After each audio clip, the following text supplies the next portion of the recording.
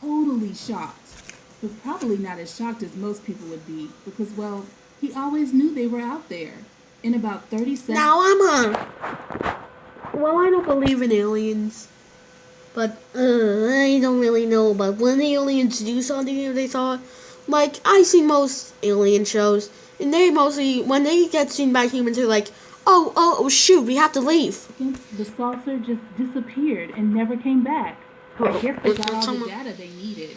So the next day, when my dad told all of this to Mike, his buddy, Mike just laughed at him and said he was making it all up. That's when they're... But what? Wait, didn't Mike... You said several seconds ago that Mike believed in him. Friendship ended. And throughout his life, Dad continued to tell the story to the people he thought were close enough to him to hear it. Like really good friends or girlfriends he had. But every time, the reaction was like, okay. All of them thought he was crazy.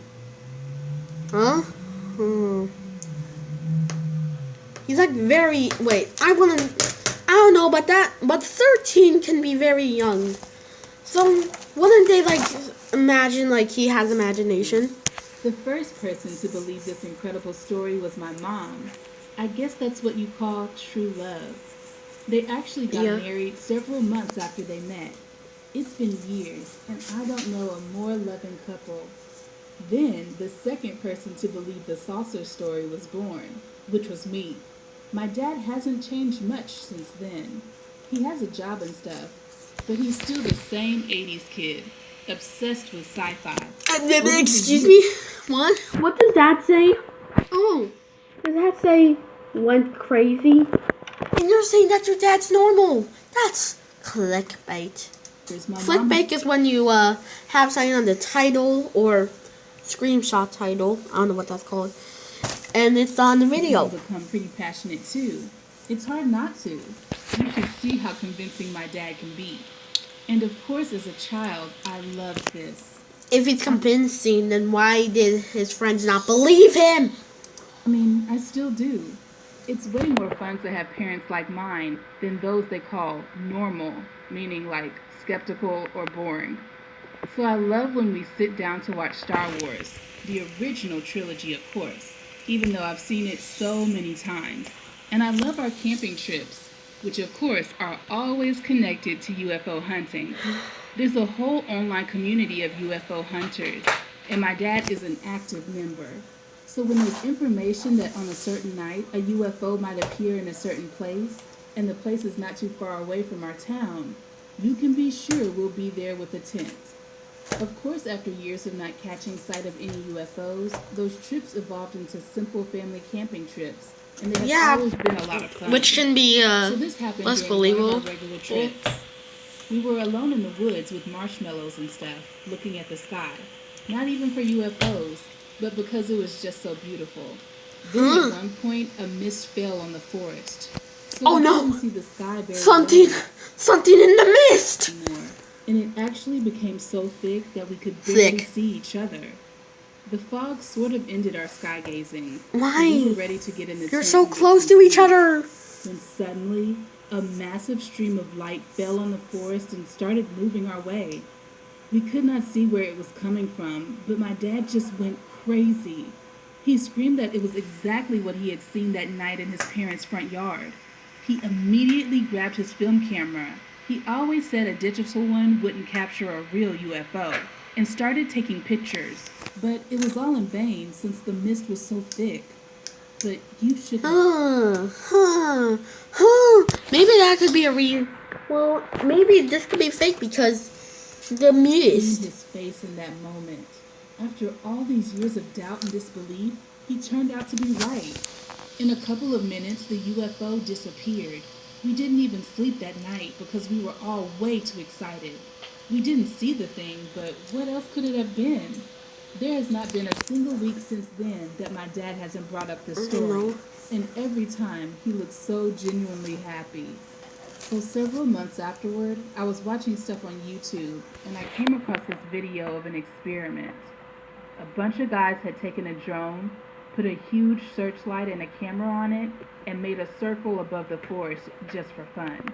I mean, the video did look pretty amazing, But when I took a closer look, I got really upset. Same landscape, heavy mist, the same date in the corner of the video. The drone was what we saw in the sky that night. Unfortunately, it all started to make sense. Did I Well, maybe. I don't know. tell my parents, you might be wondering? Of course not. Wait. Number one, how big was it? Because a couple of seconds ago, the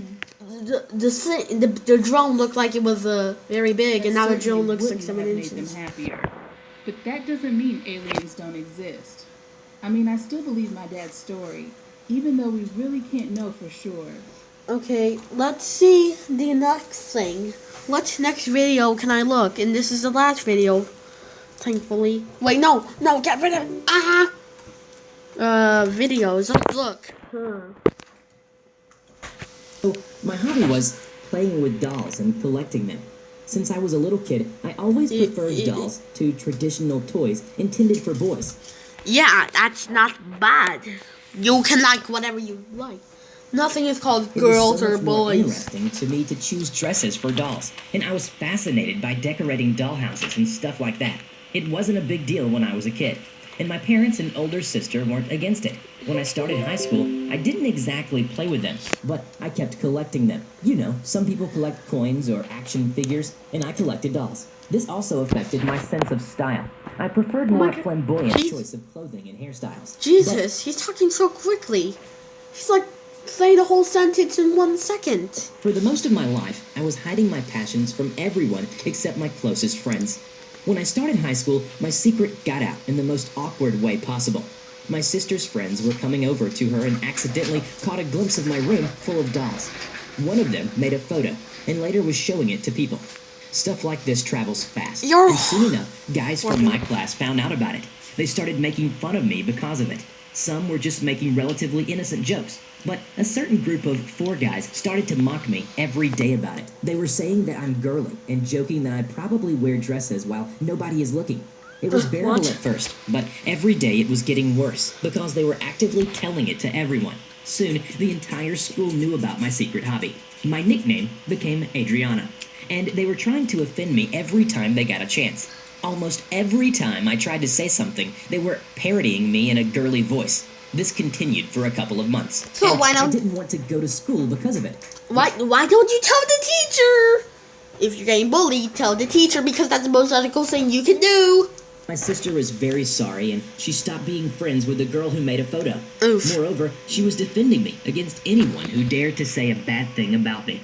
Later, I found photoshopped images of me with a lipstick and other girly stuff. I couldn't take it anymore. I didn't want everyone to think that I was too girly. So I tried desperately to appear more manly than I was. I started wearing darker clothing, reading about cars.